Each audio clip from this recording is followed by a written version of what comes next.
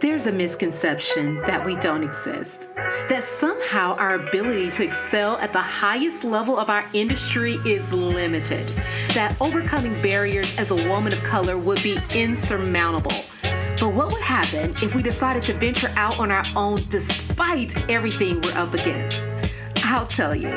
Welcome to the Black Girls Consult 2 podcast. I'm your host, Dr. Angelina Davis, a healthcare consultant, consulting coach, high performance fanatic, wife, and proud girl mom. I help transform female professionals into thriving solo consultants. And just like you, I'm wearing all the hats and doing all the things. So this podcast is to empower the busy female professionals to move past fear to start and grow a successful consulting business, despite the obstacles you may encounter.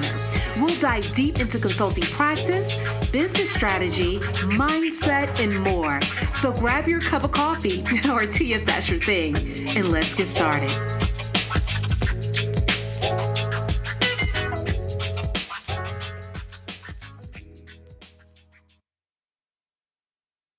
Hello, hello, hello. Welcome to the Black Girls Consult 2 podcast. I am your host, Dr. Angelina Davis, and I'm so happy that you are tuning in today.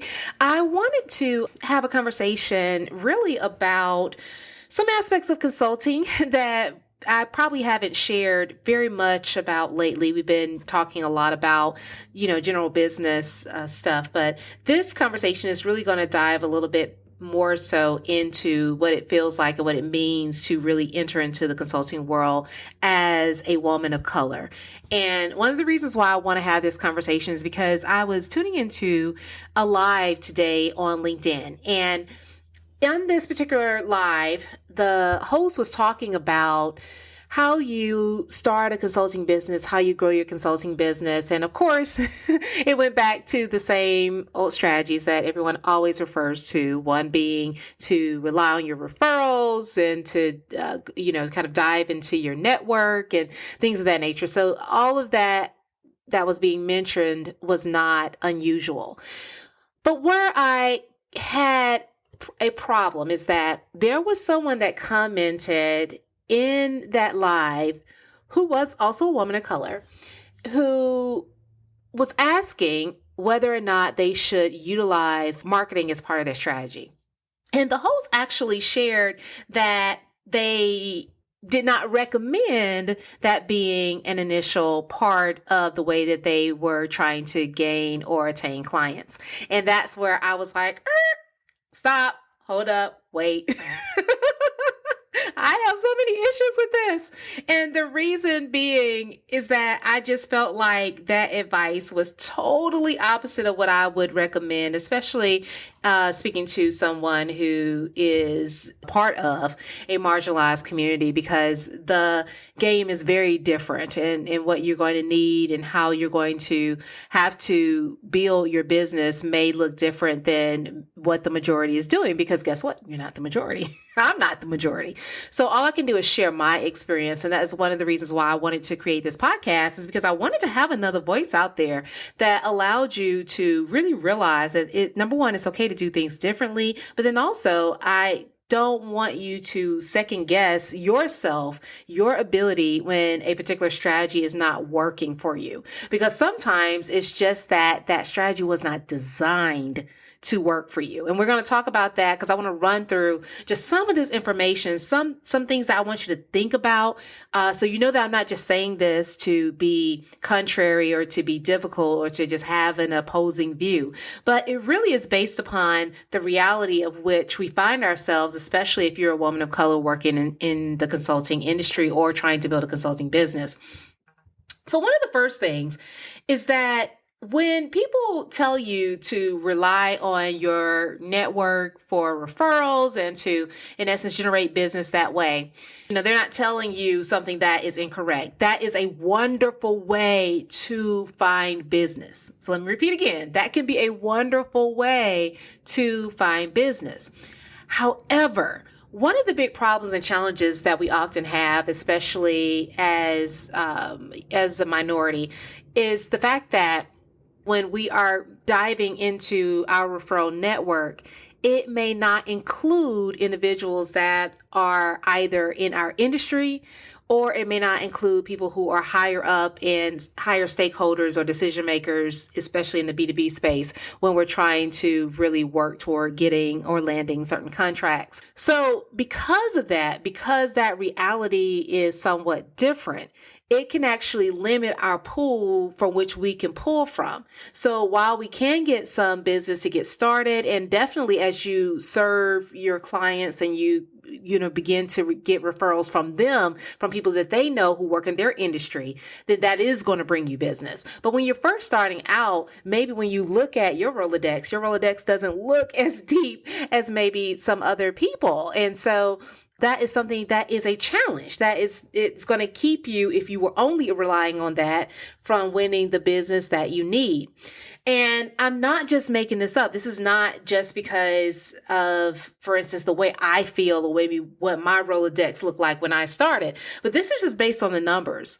When you look at data that really breaks down the percentage of women in higher roles, administrative roles in the C-suite, when you look at the percentage of women in general, that's roughly about 23 to 25%. So you're already dealing with a fraction of individuals who are in this higher level of authority that in leadership that are women. Now, that's not to say that your network can't include men. I mean, clearly it can. I'm trying to make a point here in terms of just thinking about people that may look like you.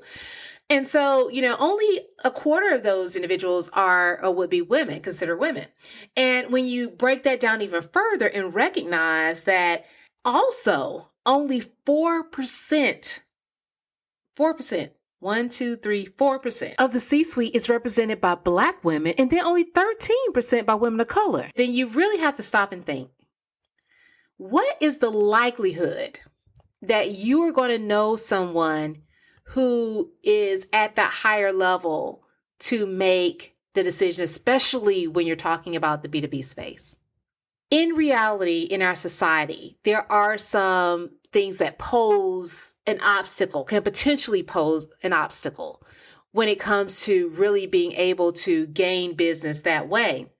Because we recognize that, we have to really think about how we are looking to gain business and what we're willing to do in order to grow our businesses to a new level.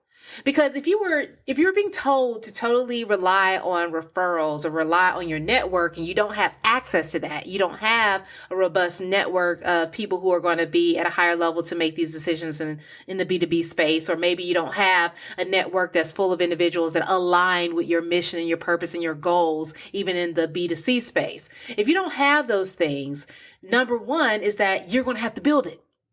And so if you're going to build it, if you're going to go through a process of attracting people to you for the purpose of building this network, that's going to include some aspect of marketing. So that's why I had such a big problem with the way that was stated. Is because I think that marketing, people automatically assume that you're talking about running money to ads, but that is not the totality of marketing. Marketing can include a number of different strategies. And definitely when you're talking about inbound marketing, you're even talking about things such as content marketing, or, you're talking about things such as SEO and other ways of generating leads and really building your name, your brand in the thought leadership space and being able to attract people to you so you can build a community, so you can begin to network and really navigate your industry a lot better so that you're able to meet these people who have the ability to make decisions. But this is all part of the process. And it has to be specific to your industry and specific to your need based upon what service you are trying to sell. It depends on who you need to talk to, who is going to be the decision maker, who you're selling to, right? So that's one of the reasons why, even in a situation where you're going to rely on referrals, because referrals can be great when done effectively, you're still going to have to ensure that those referrals come from a place that aligns with your service offer and the business that you want to build. Otherwise, it takes you totally off course. So, I really feel very strongly that In order for us to succeed, especially as women of color in this consulting space, we have to start thinking about this whole process a lot differently. We can't rely on just these traditional methods, because you want to keep in mind that those traditional methods did not have you in mind. They weren't created with you in mind, mainly because we weren't there. We were not there. We were not the majority. And if you pick up any book, I always talk about this. If you pull one off our bookcase right behind me, it's all going to be typically by a white male. And so that individual may not have the perspective to be able to share what it would take for someone who does not have similar access and privilege to be able to find the business that they need. And if you're relying on those methods, then it will leave you behind. It will leave you totally relying on securing business that is far below your capability and your ability as a consultant based upon your expertise. We may settle for these different things that we find to be accessible to us. And we may feel as if these larger contracts are just out of reach. You know, the big business is just something that we don't have the ability to land. That is so far from true. The thing is, we count ourselves out before we even give ourselves the opportunity to go after that type of work. And a lot of times it's because we are waiting for someone to, kind of invite us in, to make us part of the inner circle, to give us the inside scoop. And I'm going to be honest with you. There are going to be a number of times where you're going to have to go in and kick down the door. You're going to have to take your chair in and sit at the table. You're going to have to build your own table. Those are all the things that you're going to have to do so that you can build the business that you deserve. You can't allow those things to hold you back. And I think that that's one of the reasons why I always say, do not rely on solely the traditional methods for building a consulting business. Don't lock yourself into following one particular path. You have to find the strategy that's going to work best for you so that you can land the business that you need. So what does that look like?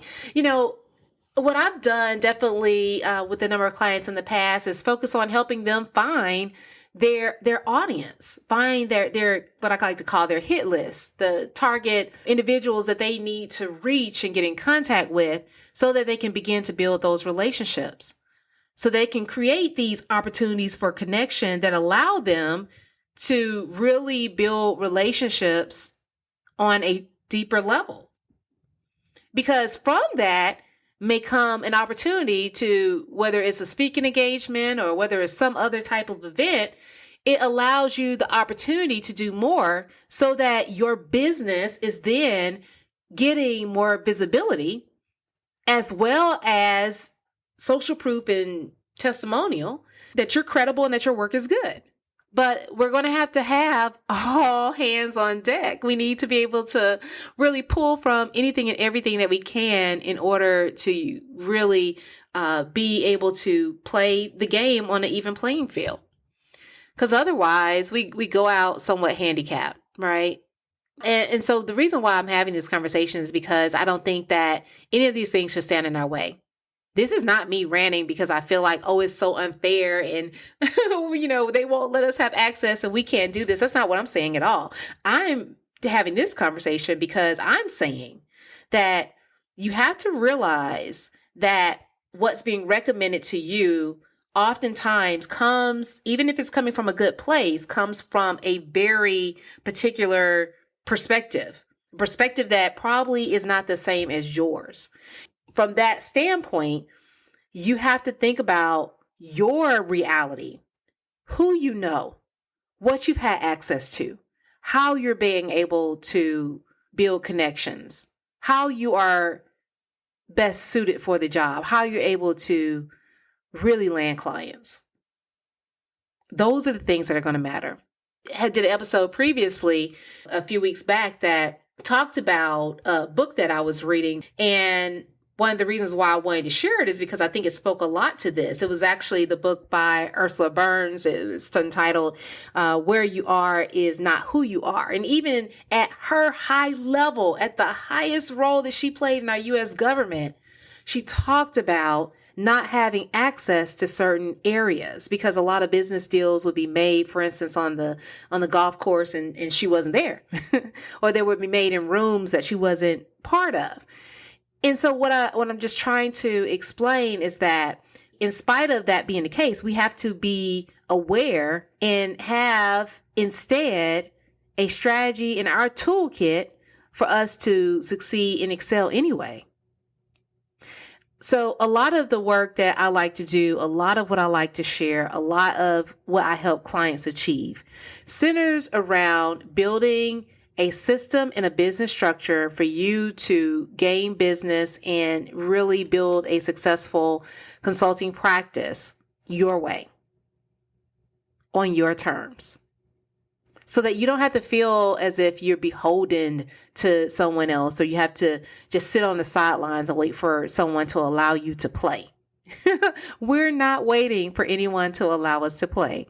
We are going to play the game that we know how to play, which is the game of being able to show up and do excellent work, to be able to help others, to be able to serve our clients well, and to be able to grow and be successful.